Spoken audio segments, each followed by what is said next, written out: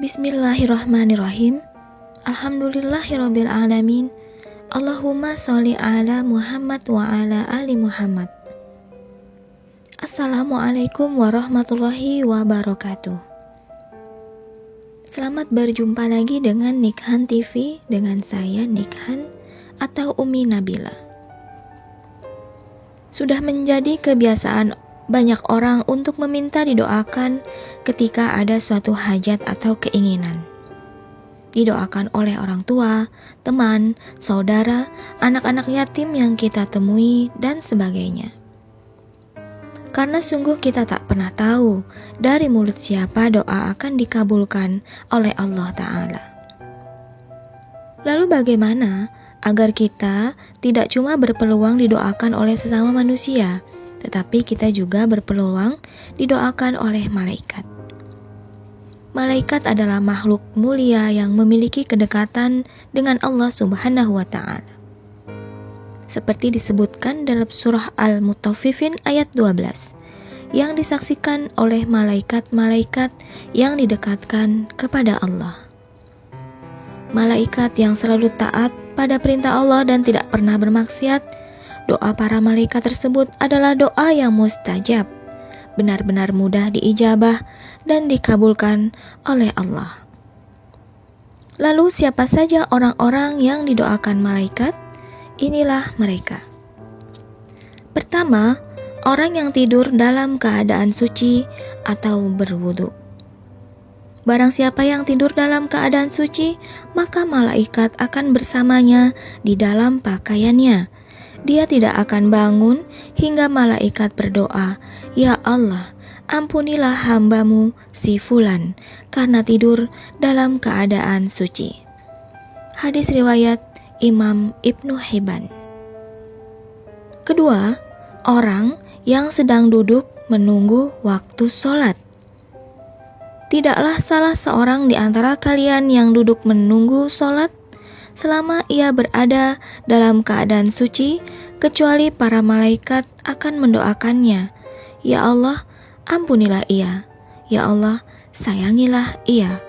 Hadis riwayat Muslim.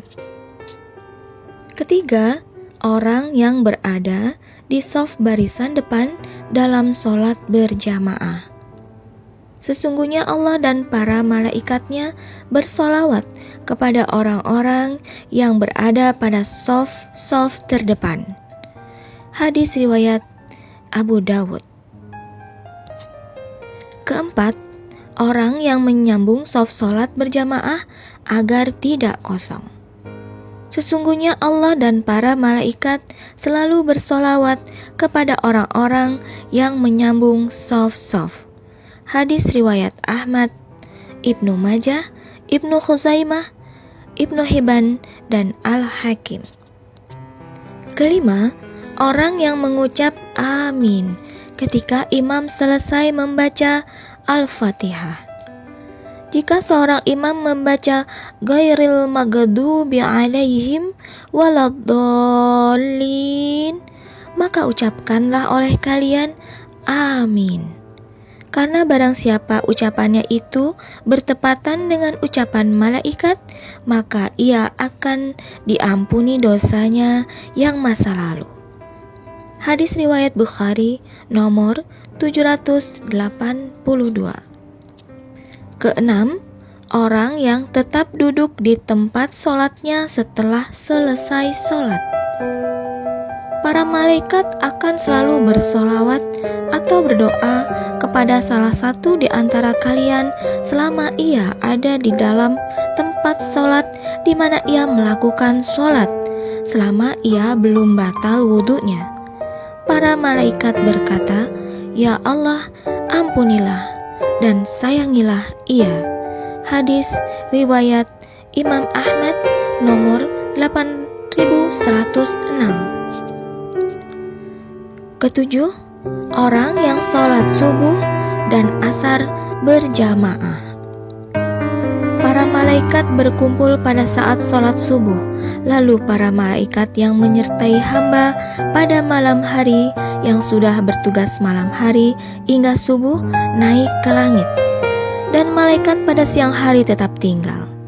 Kemudian mereka berkumpul lagi pada waktu sholat asar, dan malaikat yang ditugaskan pada siang hari hingga sholat asar naik ke langit, sedangkan malaikat yang bertugas pada malam hari tetap tinggal. Lalu Allah bertanya kepada mereka, "Bagaimana kalian meninggalkan hambaku?" Mereka menjawab, "Kami datang sedangkan mereka sedang melakukan sholat, dan kami tinggalkan mereka sedangkan mereka sedang melakukan sholat. Maka ampunilah mereka pada hari kiamat." Hadis riwayat Imam Ahmad nomor 9140. 8. Orang yang mendoakan saudaranya secara diam-diam. Doa seorang muslim untuk saudaranya yang dilakukan tanpa sepengetahuan orang yang didoakannya adalah doa yang akan dikabulkan. Pada kepalanya ada seorang malaikat yang menjadi wakil baginya. Setiap kali dia berdoa untuk saudaranya dengan sebuah kebaikan, maka malaikat tersebut berkata, "Amin," dan engkau pun mendapatkan apa yang ia dapatkan. Hadis riwayat Muslim nomor 2733. 9. Orang yang bersedekah. Tidak satu hari pun di mana pagi harinya seorang hamba ada padanya kecuali 2 malaikat turun kepadanya. Salah satu di antara keduanya berkata, "Ya Allah, berikanlah ganti bagi orang yang bersedekah." Dan lainnya berkata, "Ya Allah, hancurkanlah harta orang yang pelit atau bakhil." Hadis riwayat Bukhari dan Muslim. 10. Orang yang sedang makan sahur. Sesungguhnya Allah dan para malaikatnya bersolawat atau berdoa kepada orang-orang yang sedang makan sahur, insya Allah termasuk di saat sahur untuk puasa sunnah. Hadis riwayat Ibnu Hibban dan Tabrani. 11. Orang yang sedang menjenguk orang sakit. Tidaklah seorang mukmin menjenguk saudaranya kecuali Allah akan mengutus 70.000 malaikat untuknya yang akan bersolawat kepadanya di waktu siang kapan saja hingga sore, dan di waktu malam kapan saja hingga subuh. Hadis riwayat Imam Ahmad.